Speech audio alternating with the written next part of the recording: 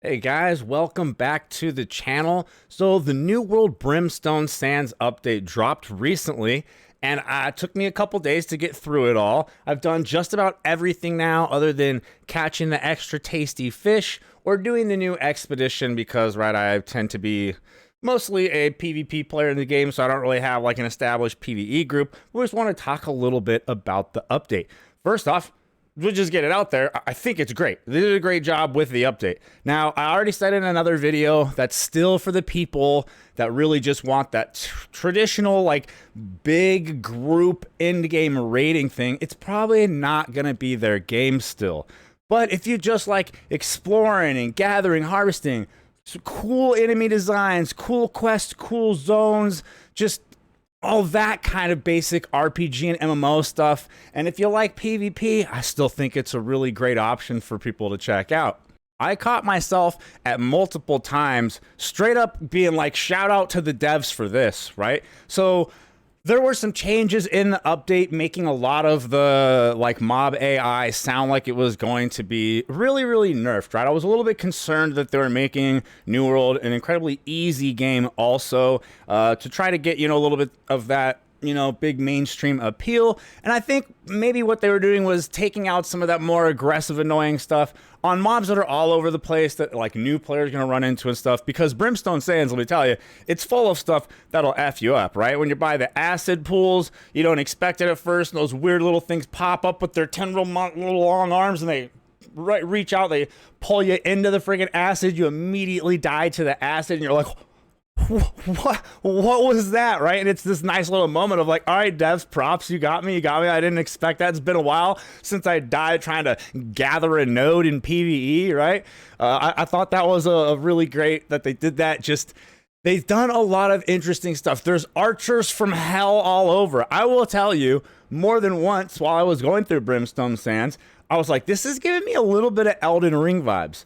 Obviously not to the extent of Elden Ring, right? But there were little vibes there. First off, like I said, the archers. The archers are crazy. There are archers from hell everywhere. I think they did this on purpose to kind of force people to group up and really interact and do the content properly. It's very difficult to skip and just cheese a lot of the stuff in this new zone because there are archers from hell everywhere. And I do mean that. They got some pretty interesting skills, and they can F you up, especially if you're trying to roll around as a light armor wearer, which I was for most of this, right? Because the zone's big and being able to roll is great for mobility, so I wanted the mobility. And then the archers were like, dude, some of them in the elite areas, like they shoot you one or two times. You're like, oh my God, I'm gonna die. Where's the pillar? I need to hide, need cover.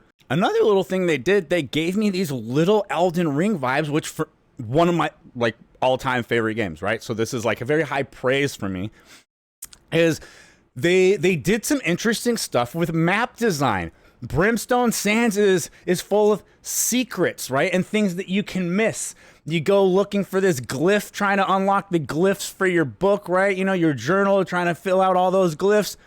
And you look for it, and you assume that the game is going to make you go through the cave and fight all the monsters and kill the boss and like all this. And it's like, oh, nope, not for this one. For this one, you're supposed to like go outside the cave and crawl all the way up, like up on top of the mountain. And then there's kind of like some stairs up there, but still that platform isn't it either. What you really have to do is like turn around, look behind you. Notice there's kind of like this little ledge you could jump off to down below. Does that ring some Elden Ring vibes for anybody else, right? How many messages and notes were there everywhere in Elden Ring? Because so many things were like that people started leaving notes everywhere to trick other people into trying to just jump off of stuff and find out if there's something down there or not. So again, personally, I love that. There's a little bit of mystery and such, and you gotta like figure things out, right? It's not just right there, duh, you do the typical thing you expect that like almost every game is going to have you do to complete the quest or to get the, the glyph or whatever that you're looking for.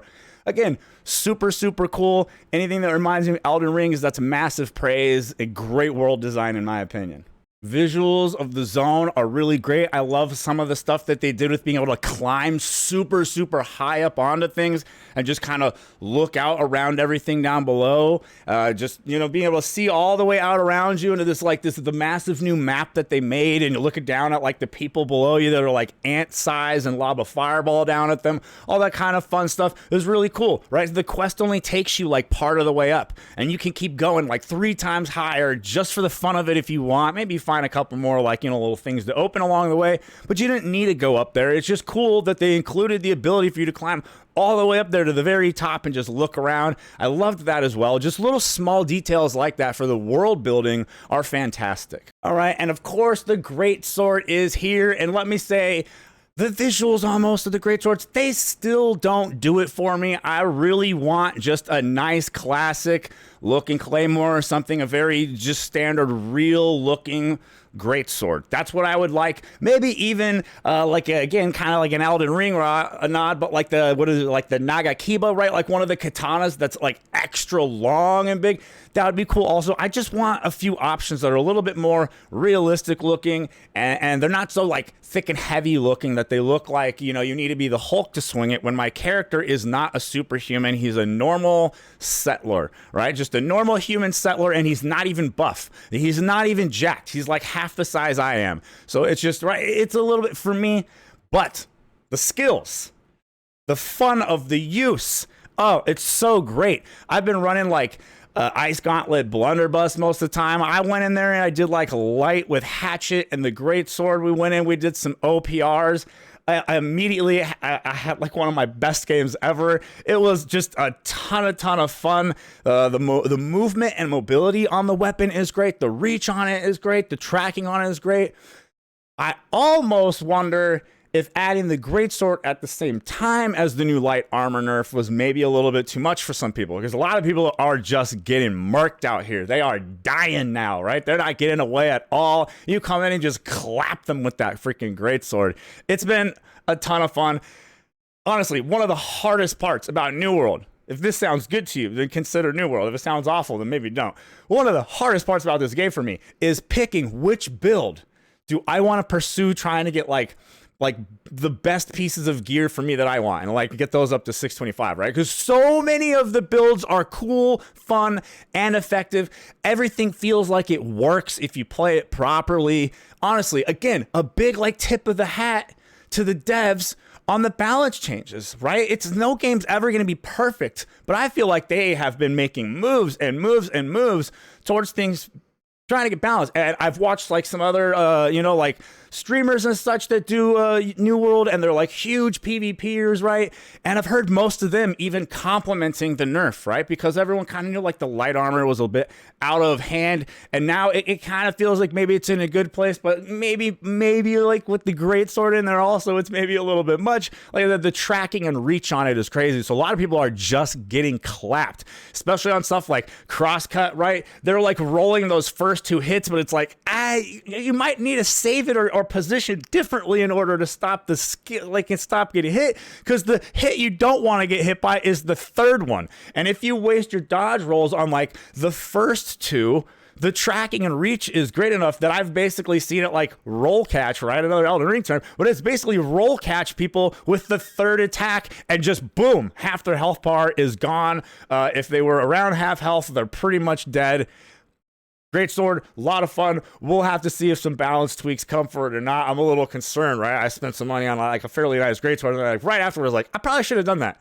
This thing's probably going to be a beast for like the first month or 2. It's going to get a balance change. We'll see. It is a lot of fun right now, though. And like I say, if you like PvP, action combat, and just exploring the world, gathering, some difficult dungeons and such are enough for you, you don't need 40-man raids, the New World is a fantastic choice. It still has the best monetization, but we gotta give them another tip of the hat here. With the store and the bringing all the new skins in, giving away 2 free skins at the same time, the store is still only cosmetics. There's not even pay for convenience in the store, and there's no sub fee. How is Amazon the MMO company with the best monetization model on the market right now. I absolutely, it continues to blow my mind. And then to top it off, last year's Halloween event items are back in the store at a discounted price this year, which means they are also not playing deep into the FOMO tactics. It's like across the board, they're improving the game. They, even when the player base was incredibly down and they needed the money, they still did not ruin their reputation or trash their game with pay to win, pay to convenience, and all this. They're not engaging in the super FOMO tactics. How is Amazon the best monetized MMO on the market? It's honestly blowing my mind. Anyway, I'm gonna stop rambling. Update was great. If you enjoy the kind of stuff I talked about here, you should definitely check it out. The game is definitely worth the $40, and if you can catch it on sale, boom, there you go. You never have to buy it or anything again. I really appreciate you watching the video. I really appreciate all the Patreon members and the YouTube members that support the channel. If you would like to join, you can sign up right here or on the Patreon. I appreciate y'all. I'll catch you in the next one.